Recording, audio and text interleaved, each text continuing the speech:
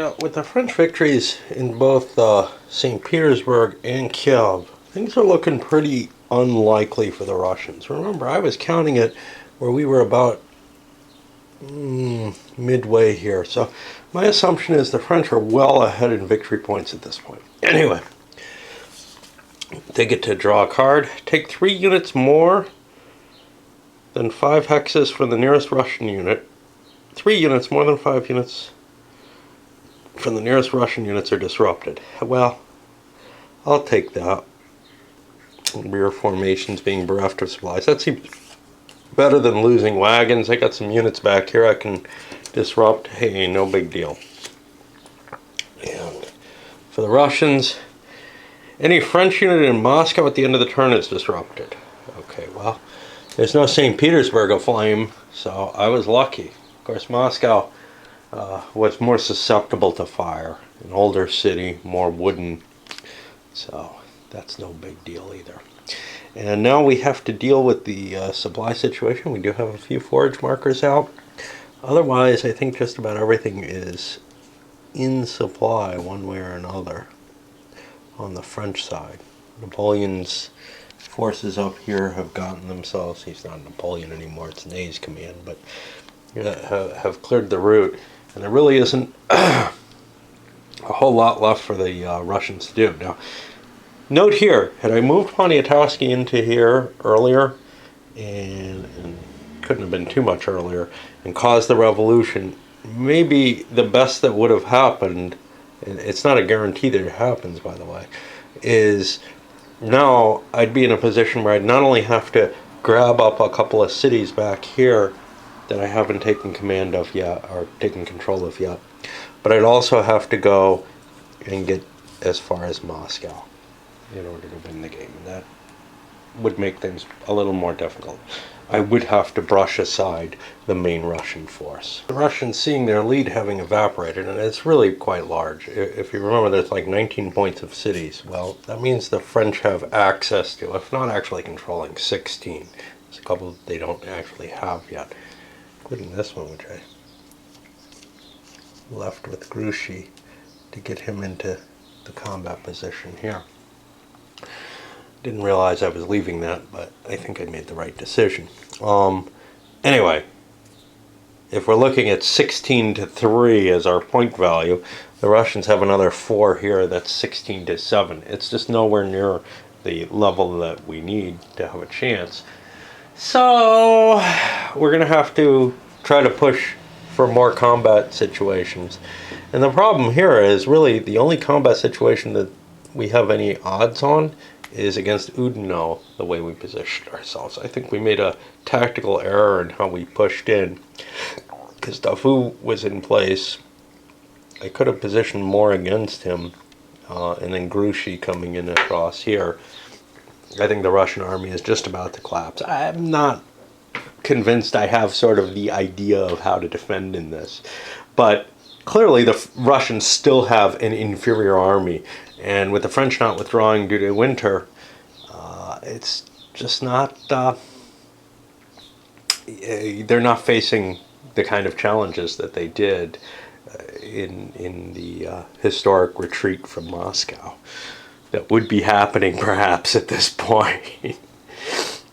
And as we handle the combats, there were many rounds of combat here. They didn't really amount to much of anything. Austin Sac, though, was defeated, so that's actually one more of these. Austin Sackville. The French army is pretty heavily beaten up here. Davout took a lot of losses because he can recover them more quickly than Grouchy can. He took some. The Russians attempted an attack against Oudinot. It didn't really go anywhere. So basically it's a weird sort of situation where everything was kind of committed into this one area, and both sides are saying, well, at least the Russians are saying this is do or die, and I don't know if they fully died, but they certainly didn't do. And Cossacks didn't clean anything up, so we're pushing into the next turn now. I'm going to put 2 of these supply markers over here to indicate, hey, I'm losing 2 more this time, because the French are beginning to fall apart in terms of the amount of supply that they have available. The Russians stay at the same amount for the entirety of this scenario. The 12 just doesn't change anywhere. One thing that just becomes really clear, though, is once you kind of lose the strategic initiative, and the Russians are bound to do that, I think, it becomes very, very hard to press any kind of attack. Historically, the Russians didn't really attack the French on the way out. They let nature do the job. And I think that makes the 1813 scenario probably something of a gimme for the French. I don't really see... I haven't played the 1812 winter campaign throughout, but I think what the designer's saying here is, look, Napoleon wouldn't have done poorly at all had he stayed the extra year and wintered in partway through Russia instead of pushing on to Moscow. If that's the case, it takes away one of the... so there's this strategic option to make that play. And the problem is, this feels like a very competitive game. In my own head, and I'm hoping to hit this in the review, it reminds me a lot of No Retreat. Not in terms of any particular system, but in terms of sort of the overall flavor of the game. It's this invasion of Russia, but also a lot of thinking in terms of, well, where am I going to place this unit precisely so it can do what I need to? Where am I going to have my supply precisely so I can do what I need to with it? And that becomes kind of a sort of style of play that maybe doesn't draw my excitement in the same way tactical or the sort of grand strategic games tend to do. This is strategic, but it feels kind of operational to me in the sense that, there isn't much I'm doing other than operating the military forces in this invasion. But that's just a matter of personal taste. A lot of people really love the more operational side of things. But also the simplicity, the large amount of territory covered in a fairly small map, etc. It all kind of reminds me of the No Retreat feel and the style of play, and it all kind of comes down to this highly competitive game. Well, in that case, one of the options in the optional rules, this extended, seems to unbalance the game, and one might assume, I do, that the historical game is actually maybe kind of balanced.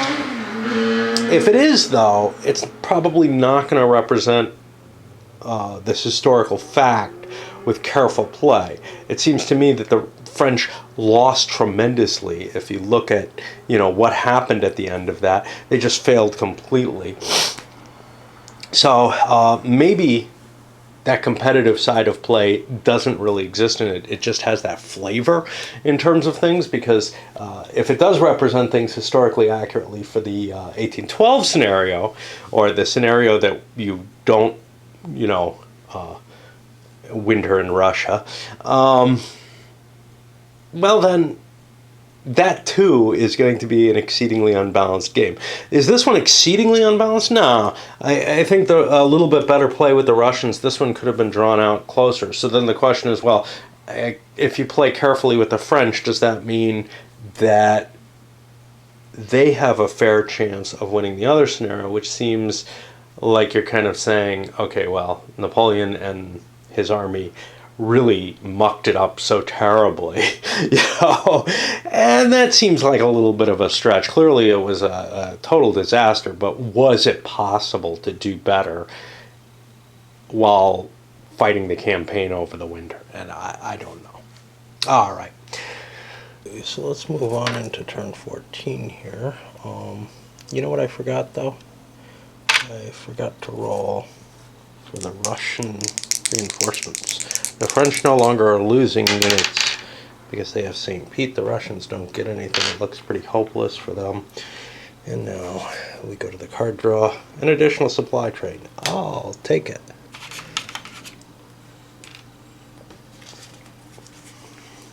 Neither side may undertake forced marches.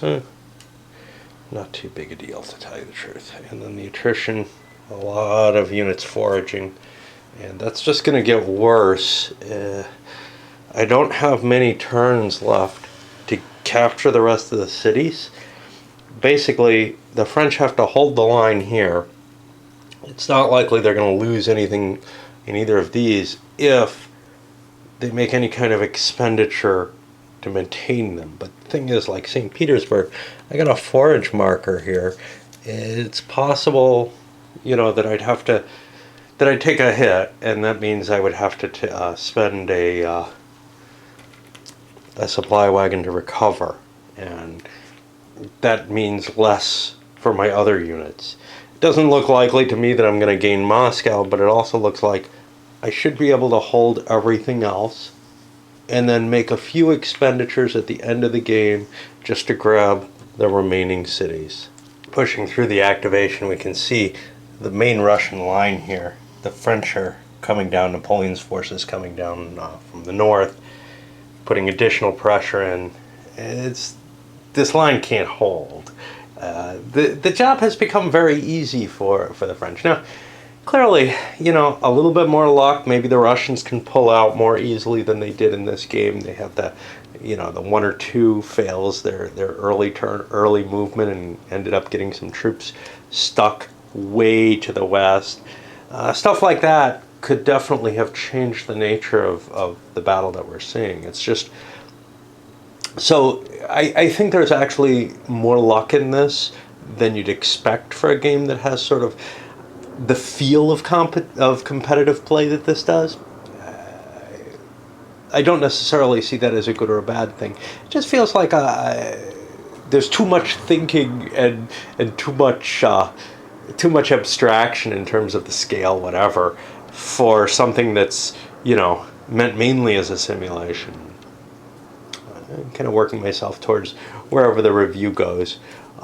There's interesting factors to it. It's just I'm not sure that the balance issues I see are necessary. For example, if the French hadn't made it as well, if the Russians hadn't made a few mistakes, if the French hadn't been able to push as far as they did, then they may have been blocked not here, but maybe up here, or maybe along the river line. And that could have been a very different situation. That's hard to see, though, because the French force does outnumber the Russians so much. The only thing that's going to kill them, I think, is tremendous supply problems. And those tremendous supply problems kind of disappear when you start looking at the 1813 scenario. They still have problems. It's still not a pleasant thing to deal with, but they have a much, much bigger army if they can preserve it and get it through. On the other hand, if the Russians get lucky in some early battles, the momentum swings in their favor, and the French combat commands aren't this massive bonus. If you remember, they were within one of each other early on. It's just a matter of the French forces are big enough they're likely to get the wins in the major battles, unless the Russians are able to play very cleverly. In the final pre-battle position, the Russians are trying to launch an attack here against McDonald. That probably will fail, and they're heavily outnumbered against Bagration here. But, unless we can win the big battle, we can't turn the tide on the game, so we gotta keep moving at it. Alright, and the end result of all of this was a couple of rounds of battle, or a couple of battles, with the French getting a major victory and wiping out Tormasov's force. And as you can see, the Russian victory points for surviving major battles or whatever is getting smaller and smaller. And their force is getting smaller as well. The French checked for Cossacks already. I gotta check for Russian. So the Russians are gonna get, I think, 1 or 2 strength points. And I'll be able to drop Austin over here, so we can probably get some forces for him. And we'll get Tormasov moving back as well. Okay, let's do the little card thing. 2 Russian stacks within 3 hit pieces of a French unit is revealed. Well, that sounds like a good idea. We more or less know what's there. This is just a matter of avoiding playing the card I've got. And for the Russians, -1 modifier for any forced march. Well, that's better than losing forces. I haven't been doing many forced marches recently. Once you're in contact, they're dangerous because they have your combat ability. I probably forgot about that, but now on to supplies. And we see the French with more forces foraging because I want to keep this squad alive and capable of moving, perhaps, or at least in some cases recovering losses that they already took, like Davout. But I have to move the Austrians to Luck, otherwise they're not going to make it to Brest in time.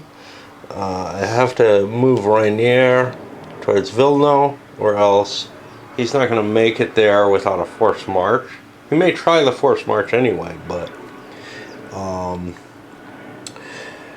this puts Riga at risk, actually, because I'm foraging with both of these, and Murat's depleted.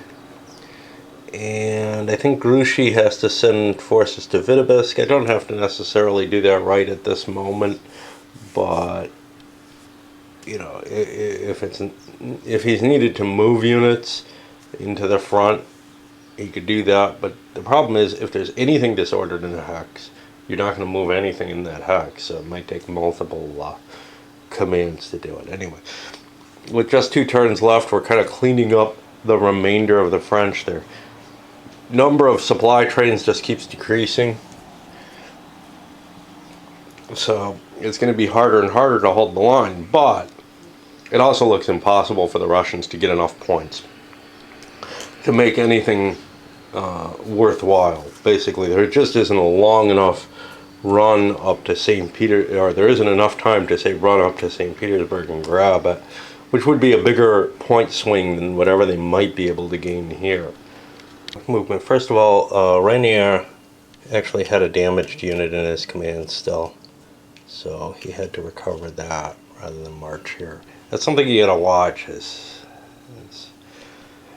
don't know. You can always throw more rally attempts in. It's just movement that you can't do more than once. But this line is actually pretty tough to move around.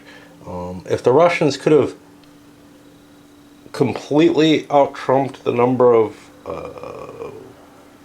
trains that the French had, they would have had sort of enough strategic edge to maybe concentrate their forces against Napoleon here. Now, Napoleon is here because this is out of supply.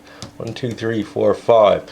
And I don't have supplies at Veliki Luki. I don't have them at Vitebsk. I don't have any way, even if I broke Kutuzov out of the way, that I could remain in supply. And I'd really rather not just take, you know, an out of supply loss for no good reason next turn. That would make this a possible major battle loss. So the French advance is actually pretty much halted unless I build a wagon somewhere, a depot somewhere.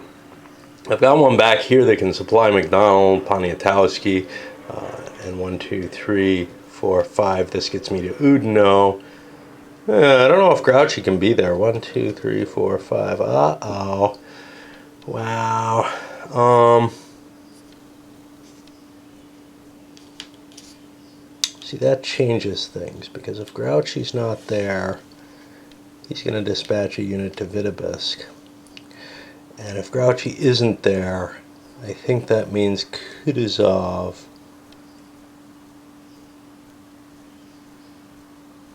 moved here. And we're going to try to pick on Poniatowski. The Russians basically have to break the French line to get any chance of a victory. And that's pretty slim, but because the French have a much higher chance of getting everybody coordinated in because of all the command points they have in the battle. So it's most likely to just actually wreck the Russian army to attack at this point. If I were the Russians, I would be conceding. There's no question there, because there is just nothing I can really do. But for whatever reason, I'm playing it out to the finish. French were unwilling to launch an attack out of Poniatowski and Oudinot here because can't get that to balance. Wow, 3D House of Counters. because they'd be crossing a stream and Bagration, well, would not be. So the attack would be very bad from their position. Whereas if Bagration launched the attack, which he tried to do, Kutuzov would still be going across the stream, and all the French wouldn't, and would almost certainly be involved. But I was hoping to get a breakthrough. Didn't get it, probably for the best for the Russians, although, you know, they're losing the game no matter what. The Russian army doesn't really want to get destroyed some more, which is, again, why a surrender would make sense at this point. The Russian army is not capable of defending against the French at this point. St. Petersburg has fallen. I'm not going to get enough points to capture a victory, whatever that may mean, and I certainly don't feel like I've succeeded in stopping the French advance. And given that they wintered in Russia last turn, they may do the same this turn if the Russians didn't just surrender. Of course, the Russians, the French have their own problems probably in Spain at this point. Although their success in St. Petersburg has stopped the bleeding with the contingent forces, the Prussians notably, who are, I think, kicking out down here. I think those are Prussians. Who else would wear gray? So yeah, we have one more turn. The French chose not to launch a whole bunch of attacks, which maybe they could have won even with the disadvantages, or they could have just launched against Bagration and hoped Kutuzov didn't get in. But you know, why bother? They have nothing really to gain. And next turn, the supply center's open, which the Russians may not be happy about. They may remove that.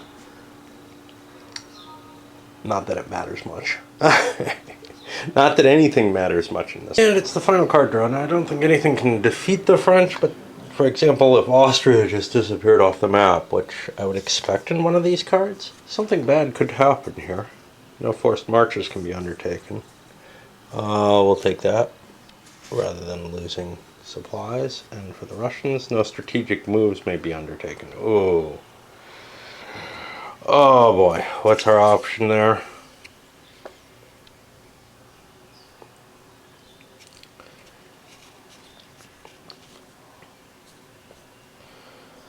Two combat units and 3 supply trains withheld.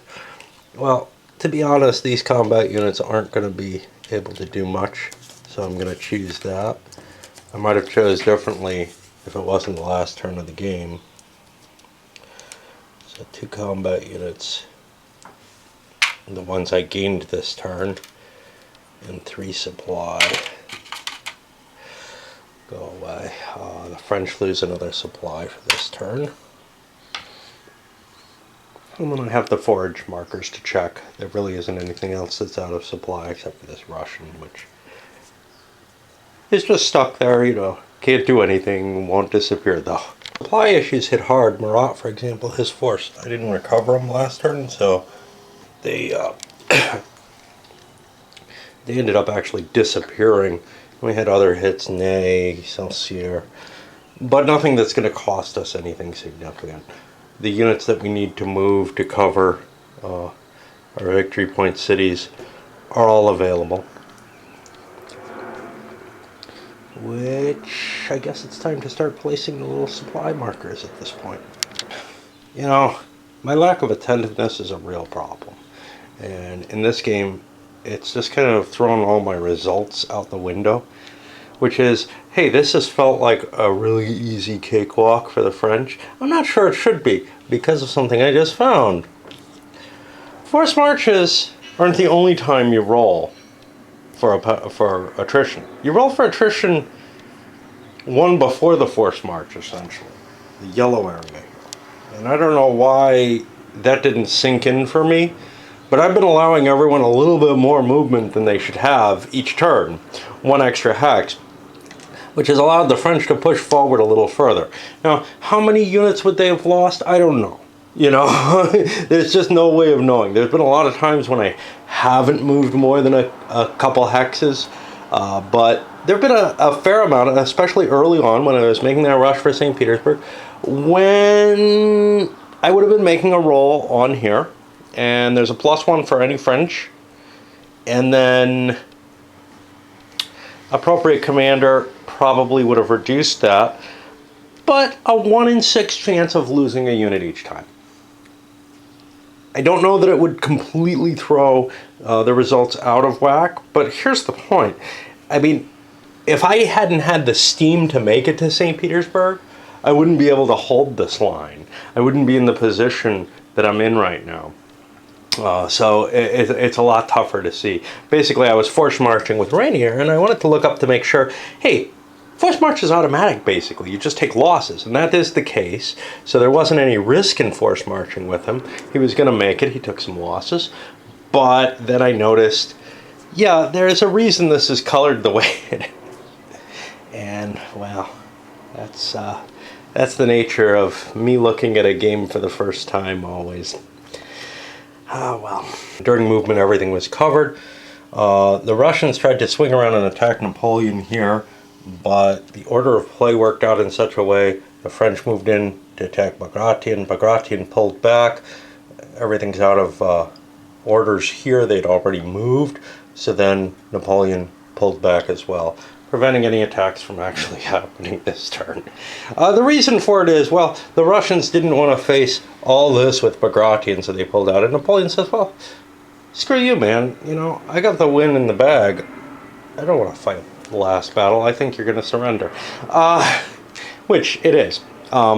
If we look at the points, there's 19 points. 16 of them are in French hands. 3 of them are in Russian hands. I've covered all the territories that had to be taken. I don't have to have Warsaw, Königsberg covered because those are friendly to me. Likewise, had I moved Poniatowski into Kiev and succeeded in getting the revolt, I wouldn't have had to cover all of this back here, which would have been kind of nice. Although supply, well, I still could have been dragging that out of Vitebsk or whatever.